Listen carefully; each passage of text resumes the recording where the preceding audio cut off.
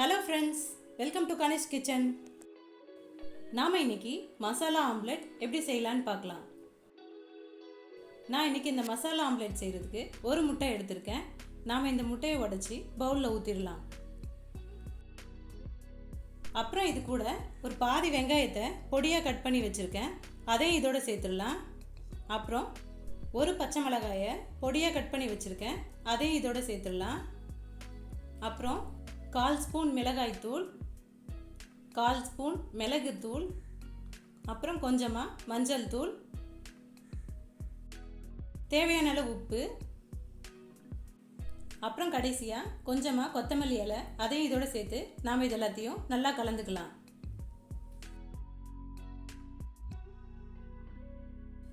நல்லா கலந்தாச்சு, இது இப்படியே இருக்கட்டும்.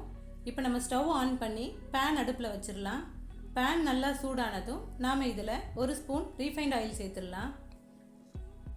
எண்ணெய் நல்லா சூடானதும் நாம் இதில் ரெடி பண்ணி வச்சுருக்க முட்டையை சேர்த்துட்டு நம்ம அடுப்பை லோ ஃப்ளேமில் வச்சுட்டு முட்டையை நல்லா வேக வச்சுக்கலாம்.